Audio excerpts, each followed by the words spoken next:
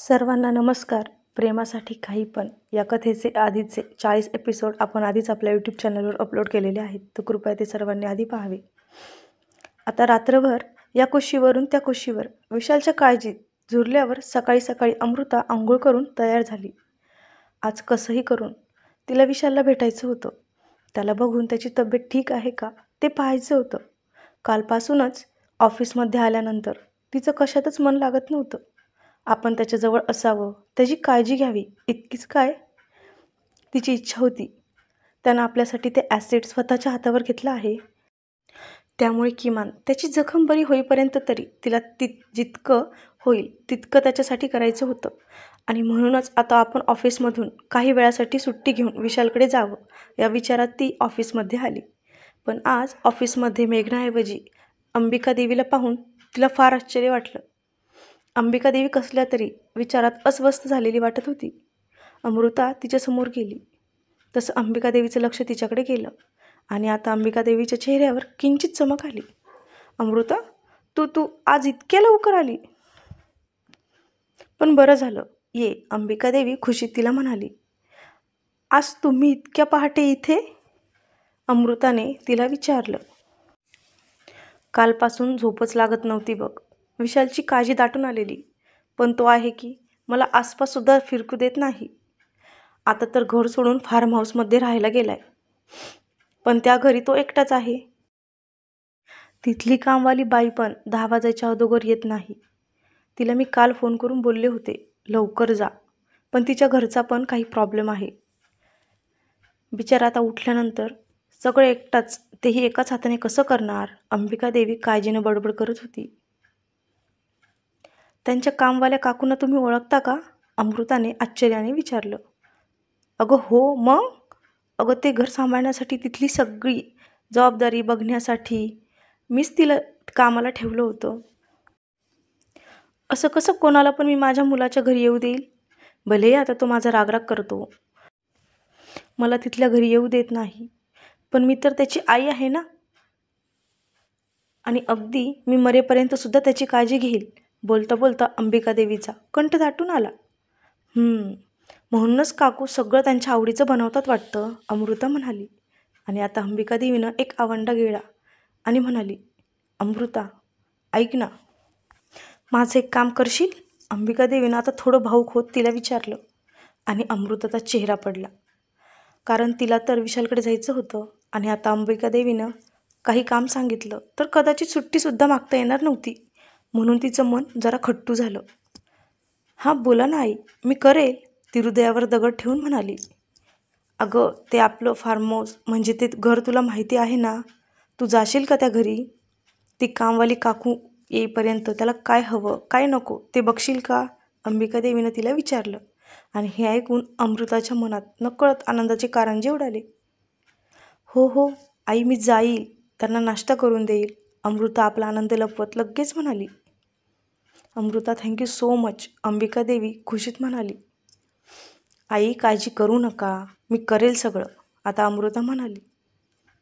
ऐक अमृता, त्याला काहीतरी हलका फुलका नाश्ता करून दे. कॉफी मागेल तो, पण नको देऊ. त्या घरात दारू असेल तर ती पण त्याच्या नकळत टाकून दे.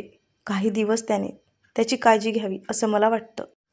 शिवाय तो सकाळी त्याच्या जखमेवर मलम वगैरे व्यवस्थित लावतोय का, त्याची काळजी घेतोय का, तेही बघ. आता अंबिका देवीमधली आई एक एक गोष्ट तिला आठवून सांगत होती आणि अमृता थोडी गालात हसली. पण अंबिका देवीसाठी तिला वाईटसुद्धा वाटलं, कारण तिला बघूनच कळत होतं की विशालसाठी तिचा जीव किती तुटतो आहे. फक्त तिला स्वतःहून त्याच्यासाठी काही करता येत नव्हतं. तिने पुढे होऊन करायचं म्हटलं तरी तो तिला बाजूला करत होता. अगं अमृता, जमलं तर त्याच्या नकळत त्याच्या हाताचा व्हिडिओ काढून ठेवशील का? अंबिका देवीनं तिला विचारलं. आई, माझ्याकडे साधा फोन आहे, अमृता म्हणाली. ते माझा फोन काल फुटला ना, त्यामुळे मी आत्ता साधा यूज करते.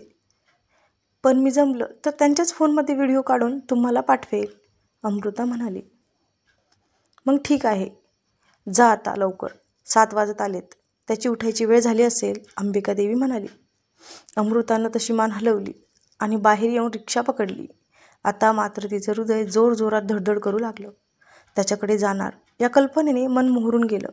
थोडी भीती, थोडा आनंद आणि खूप साऱ्या प्रेमानं मन भरून गेलं. त्याचवेळी इकडे विशाल अलार्मच्या आवाजाने जागा झाला. सकाळचे 7 वाजलेले. अलार्म बंद करायला त्याने डावा हात पुढे केला आणि तोच एक वेदनेची कळ त्याच्या सर्वांगात घुसली आणि आपल्या हातावर जखम आहे याची त्याला आठवण आली. त्यानं सुस्कारा सोडत उजवा हात पुढे केला आणि अलार्म बंद करून उठून बसला. आता मात्र क्षणात नजरेसमोर ती आली. आपलं तिच्याशी लग्न झालं तर असं उठल्या उठल्या तीच दिसेल ना आपल्याला. या विचारानेच त्याचं मन एकदम प्रसन्न झालं. या विचाराने तो थोडं गालात हसला. पोटात तर गूजबम्स जाणवत होते. मन आपोआप त्याच्याही नकळत तिच्यासोबत पुढे कोणकोणते क्षण जगायचे त्याची स्वप्न बघत होतं. पण हे क्षण जगण्यासाठी सगळ्यात तोगर तिच्याशी लग्न करणं गरजेचं होतं. एव्हाना तिच्या मनातसुद्धा आपल्यासाठी भावना आहेत हे तर त्याला कळलं होतं. बस आता त्या व्यक्त होणं खूप महत्त्वाचं होतं. तो मनातच विचार करत होताच की बेलचा आवाज आला. तसं त्याच्या कपाळावर आठ्या उमटल्या. इतक्या सकाळी काकू येणार नाहीत हे त्याला चांगलंच माहीत होतं. त्यामुळे कोणीतरी सोसायटीमधून आलं असेल म्हणून वैतागत तो उठला. त्यानं बाहेर येऊन दरवाजा उघडला आणि समोर पाहिलं. आता मात्र त्याच्या कपाळावरच्या आठ्या कधी कमी झाल्या त्याला सुद्धा कळलं नाही. कारण समोर अमृता अवघडून अशी उभी होती. पण तो तर तिलाच तिथे पाहूनच हरवून गेला होता. उठल्या उठल्या तिची आठवण काढली. त्या देवीचं दर्शन इतक्या लवकर होईल असं त्याला वाटलं नव्हतं. पण आता ती समोर होती. लिंबू कलरचा साधा ड्रेस, त्यावर मध्ये भांग पाडून पाठीमागे बांधलेले केस आणि त्यातून दोन्ही गालांवर आलेल्या छोट्या केसांच्या बटा. त्यातच तो एकटक पाहतोय म्हणून तिची गडबडून भिरभिर करणारी नजर. तो तर तिथेच खल्लास झाला. त्याला ती खूप जास्त सोज्वळ वाटली. तुम्ही ठीक आहात ना तिने जबरदस्ती स्मित करत विचारलं. तसं तो भानावर आला. गुड मॉर्निंग तिने किंचित स्मित करत त्याला विश केलं. हां गुड मॉर्निंग. तू इकडे कशी काय त्यानं तिला विचारलं. मी इकडे आले तर तुम्हाला काही प्रॉब्लेम आहे का तिनं लटका राग दाखवत त्याला विचारलं. नाही आत ये. त्यानं गालात हसत तिच्यासाठी रस्ता सोडला. तसं ती आत आली. ते काल तुम्ही इकडे निघून आला ना सो मी विचार केला आज एकदा तुम्हाला बघून यावं ती अडखळत म्हणाली. तुला माझी काळजी वाटत होती का त्यानं तिच्यावर नजर रोखत विचारलं. तिच्या डोळ्यात काळजी होती आणि ती त्याच्यासाठीच तिथे आलेली हे त्याला कळत होतं. आणि म्हणून हृदयात कितीतरी प्रकारची संगीत सूर लावून वाजत होतं. नाही म्हणजे होय ते मी तिला काय उत्तर द्यावं काही कळत नव्हतं. होय म्हणावं तरी पंचायत आणि नाही म्हणावं तरी पंचायत. इट्स ओके बस तो आपला आनंद लपवत त्याचा म्हणाला. तुम्हाला काय हवं ज्यूस बनवू का नाश्त्यात काय आवडेल तिनं विचारलं. ओ म्हणजे तू माझी काळजी घेण्यासाठीच इथे आली आहेस तो पुन्हा म्हणाला. आणि आता तिला ओशाळून आलं. ते काकू उशिरा येतात ना तुम्हाला त्या अगोदर औषधं खावी लागत असतील ना म्हणून ती अडखत म्हणाली. ओके कॉफी बनव मग मी आलोच तो हसत म्हणाला. नाही कॉफी नको त्यापेक्षा ज्यूस बनवून देते ती एकदम म्हणाली आणि त्याच्या भुवया वर झाल्या. कॉफीमध्ये काय प्रॉब्लेम आहे त्यानं विचारलं. आता हे त्याच्या आईनं सांगितलं आहे हे तर ती सांगू शकत नव्हती. कॉफी सारखी चांगली नसते विशाल त्यापेक्षा फ्रेश ज्यूस बनवते मी ती म्हणाली. ओके तुला आवडेल तो ज्यूस बनव नाश्तासुद्धा तुला आवडेल तोच बनव तो म्हणाला. आणि ती थोडी नाराज झाली. तो रागावून बोलतोय असं तिला वाटलं. सॉरी विशाल मी तुमच्याच हेल्थसाठी बोलले कॉफी नको म्हणून तुम्हाला राग आला असेल तर सॉरी मी बनवते कॉफी ती तोंड बारीक करून म्हणाली. नो मला राग नाही आला उलट आय एम हॅप्पी की तू माझी काळजी घेत आहेस. In fact I am loving it तो घालात हसत म्हणाला. आणि त्याचं ते वाक्य ऐकून तिच्या पोटात गोळा आला. मी पोहे बनवते ती नजर चोरत म्हणाली आणि किचनमध्ये पळतच गेली. तो पण हसत आतमध्ये जाऊ लागला. आणि तेवढ्यात मागून तुम्ही हात अजिबात भिजवू नका ती अचानक मागून म्हणाली. तसं तो जास्तच गालात हसला. तिची काळजी घेणं त्याला जबरदस्त आवडत होतं. आय नो डोंट वरी मी हात नाही भिजवत तो म्हणाला आणि तिथून निघून गेला. तिने पटकन त्याच्यासाठी ज्यूस बनवला आणि पोहे बनवले. तोपर्यंत तो फ्रेश होऊन आलेला आणि आता सोफ्यावर बसून तो जखमेवर औषध लावत होता. मी लावून देते, ती त्याच्या जवळ बसत म्हणाली. तसं त्याने डावा हात पुढे केला. तिने औषध घेतलं आणि त्याचा हात पकडून त्यावर कापसाने ती औषध लावू लागली. तिच्या नाजूक मऊ हाताचा स्पर्श त्याला वेडावून गेला आणि आता तो औषध लावणाऱ्या तिला एकटक बघू लागला. आज त्याला अगदी स्वप्नात असल्यासारखं वाटत होतं, कारण इतक्या दिवसानंतर सकाळी सकाळी तिचं दर्शन झालेलं. शिवाय तिने त्याच्यासाठी ज्यूस पोहे सगळं बनवलं होतं आणि आता एखाद्या बायकोसारखी ती त्याची काळजीही घेत होती. त्याला हे सगळं खूप जास्त हवं असं वाटत होतं. तिची काळजी, तिचा स्पर्श आणि तिला असं एकटक बघण्याचं सुख. सगळंच कसं स्वर्गसुद्धा फिके पडेल इतकं सुंदर होतं.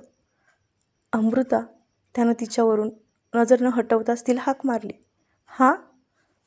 त्याच्या जखमेवर औषध लावताना त्याला नाही, पण तिला वेदना होत असल्यासारखं वाटत होतं, कारण तिच्या नाजूक चेहऱ्यावर त्या हलक्याशा उमटत होत्या. पण सध्या तिचं लक्ष त्याच्या जखमेकडे होतं. पुढे काय करायचं ठरवलं आहे? त्यानं विचारलं. कशाबद्दल? तिनं विचारलं. पण नजर मात्र अजूनही त्याच्या हातावरच होती. अगं लग्नाबद्दल, तो म्हणाला आणि औषध लावणारी ती क्षणभर थबकली. पण तिने मान वर करून त्याच्याकडे मात्र पाहिलं नाही. तू आयुष्यात हॅप्पीनेस डिझर्व करतेस. तुलासुद्धा सुखी राहण्याचा हक्क आहे, तो म्हणाला. काही करून तिने पुन्हा लग्नाचा विचार करावा असं त्याला वाटत होतं, कारण त्यालाच तिच्याशी लग्न करायचं होतं आणि त्यासाठी तिच्या मनात दुसऱ्या लग्नाचा विचार येणं खूप गरजेचं होतं. ते नाही, मला आता यात पडायचं नाही, ती पुन्हा त्याच्या जखमेवर औषध लावत म्हणाली. यावेळी तिचा आवाज एकदम निर्विकार होता. पण का? तिच्या उत्तराने तो निराश झालेला.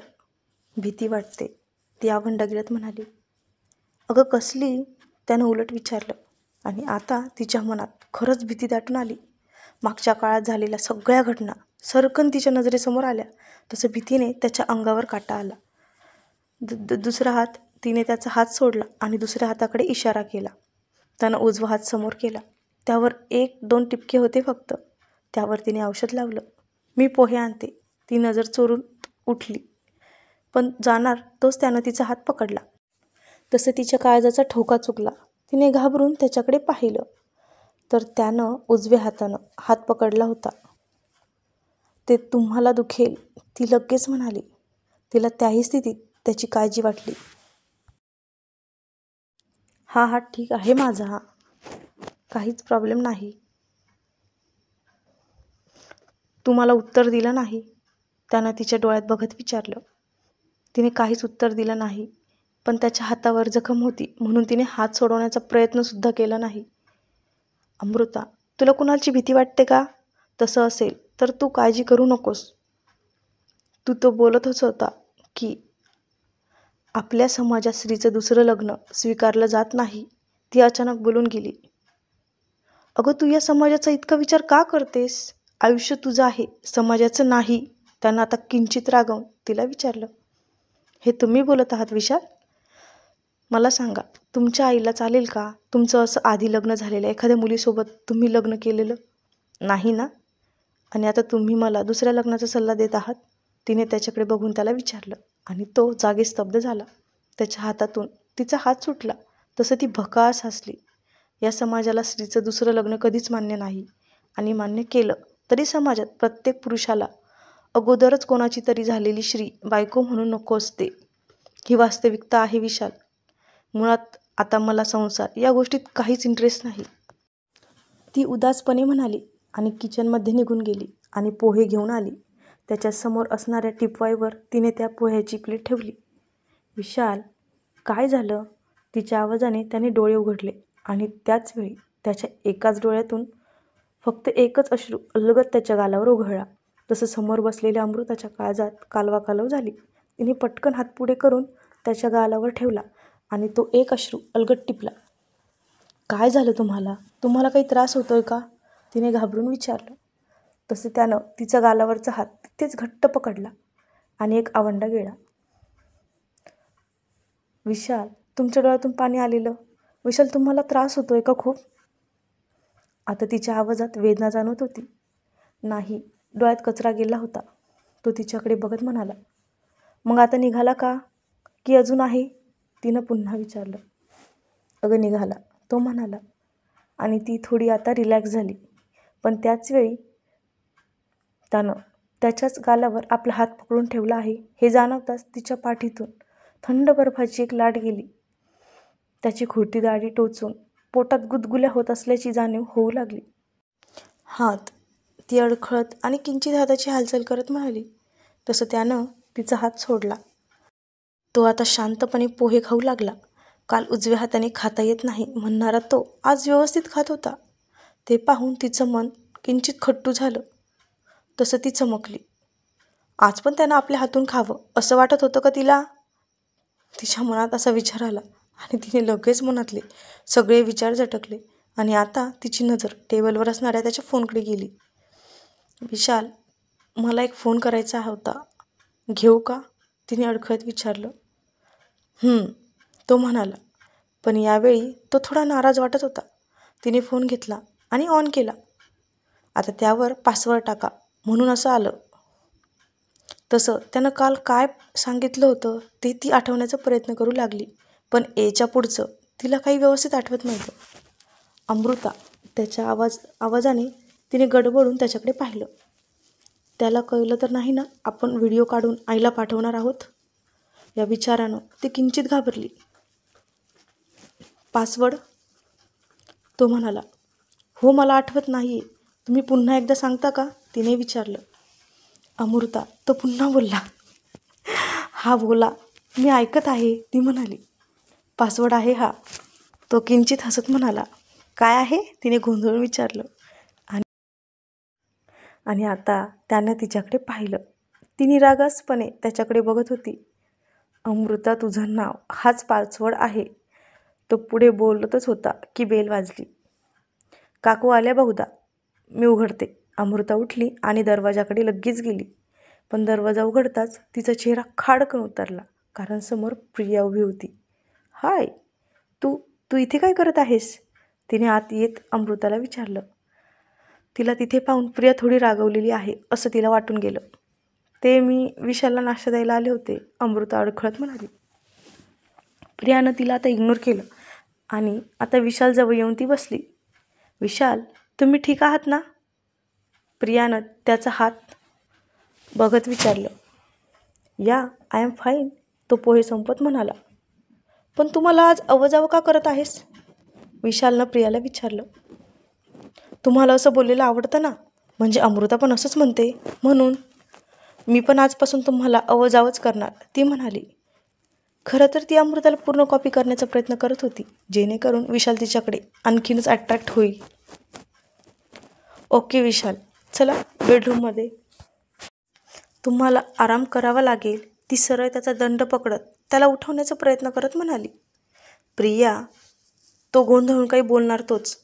आपल्याला खूप बोलायचं आहे ना विशाल, चला प्लीज, ती एकदम लढीवाळ आवाजात म्हणाली. आणि त्याच्या मागे उभ्या असणाऱ्या अमृताचे आता डोळे किंचित पाणावले. विशालनं एकदा अमृताकडे पाहिलं. मी आलोच, तो तिला म्हणाला आणि बेडरूममध्ये गेला. मी आलेच. प्रिया त्याला बेडरूममध्ये सोडून बाहेर आली तर अमृता प्लेट उचलत होती. अमृता, प्रियाने हाक मारली. आता तिच्या आवाजात राग डोकावत होता. हां, काय झालं? तुला पण पोहे हवेत का? अमृताने साधेपणानं विचारलं. नाही, पण आता इथे तुझी काही गरज नाही. आणि लक्षात ठेव, विशालची काळजी घ्यायला त्याची होणारी बायको समर्थ आहे. मुळात तू आलीच का इथे? तुझ्यामुळे एकतर माझ्या विशालचा हात जळाला आणि वर तू इथे येऊन आणखीन. प्रिया रागात बोलता बोलता थांबली. पण तिचं बोलणं ऐकून अमृता मात्र स्तब्ध झाली. ते मी फक्त मदत, अमृता आवंढ गिळत बोलतच होती की नको आहे तुझी मदत. मुळात तू माझ्या विशालपासून दूर राहिलंस तर बरं होईल. स्वतःचा संसार मोडला ते मोडला, किमान दुसऱ्याच्या बसणाऱ्या संसारात तरी आडकाठी आणू नकोस प्लीज, प्रिया फार तुसडेपणाने म्हणाली. आणि अमृताला आपल्या गालावर कोणीतरी जोरात चपराक वाजवल्यासारखी वाटली. प्लीज जा इथून, प्रिया आता सरळ दरवाजा उघडून बाहेरचा रस्ता दाखवत तिला म्हणाली. आणि अमृताच्या डबडबलेल्या डोळ्यांमधून अश्रू बाहेर पडलेच. पण तिने ते लगेच पुसले. सॉरी, ती म्हणाली आणि पर्स उचलून लगेच घरातून बाहेर पडली. ती तशीच तरातरा चालत डायरेक्ट बिल्डिंग खाली आली. पूर्ण वेळ तिच्या डोक्यात प्रियाने बोललेले शब्द घुमत होते. त्यातच तिने रिक्षा पकडली आणि त्यात बसली. आता मात्र तिचे हात थरथर करत होते. श्वास जड झालेला. तिचं लग्न मोडलं तेव्हा कितीतरी कलंक तिच्यावर लागले होते. आणि आज आणखी एक कलंक, त्याला जोडला गेलेला, संसार मोडणारी. तिच्या काळजात एखाद्या तलवारीसारखे ते शब्द घुसले होते. विशाल, नाही, तुम्ही कायम सुखी आणि आनंदी राहावं, बस एवढीच माझी इच्छा आहे. मला तुमचा संसार नाही मोडायचा, कधीच नाही. ती मनातच बडबड करत होती आणि त्याच वेळी रिक्षामध्ये गाणे सुरू झालं.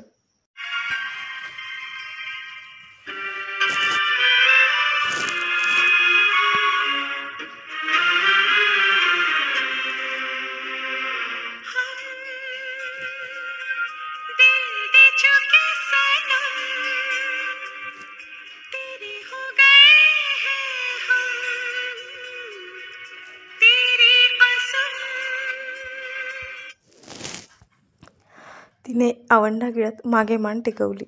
तिच्या नजरेसमोर आतापर्यंत त्याच्यासोबत घालवले सगळे क्षण येऊ लागले आणि मग तिच्या मनात जास्तच दुःख दाटून आलं. तिने नाकवर ओढत डोळे मिटले आणि यावेळी मिटलेल्या डोळ्यातून सुद्धा पाणी गालावर वाहू लागलं. खरंच होतं ते. आता खरंच त्याच्या आठवणीत हे आयुष्य काढावं लागणार होतं. कारण खरंच त्यानं तिचं हृदय घेतलं होतं. आजपर्यंत ती फक्त स्वतःला हरत आलेली, पण आज स्वतःसोबत हृदयसुद्धा हरवून बसली होती. पण त्याचा काय उपयोग नव्हता आता, कारण तो दुसऱ्या कोणाचा तरी होणार होता. तिने छातीवर हात ठेवून हुंदका अडवला आणि खालचा ओठ दातात घट्ट पकडला. जो कधी आपल्या आयुष्यात येऊ शकत नाही. का त्याच्या प्रेमात आपण पडलो? तिचं मन आतून आक्रंदून गेलं. तर भेटूया पुढच्या भागात. वरचं गाणं ऐकताना अमृता आणि विशालचा विचार करा, म्हणजे अमृताच्या भावना तुम्हाला नक्कीच जाणवतील. तर बाकी वाचत राहा आणि वाचून झाल्यानंतर कमेंटही नक्की करा. धन्यवाद. आणि हां, चॅनलला सबस्क्राईब नक्की करा, ते राहिलंच होतं. Bye bye.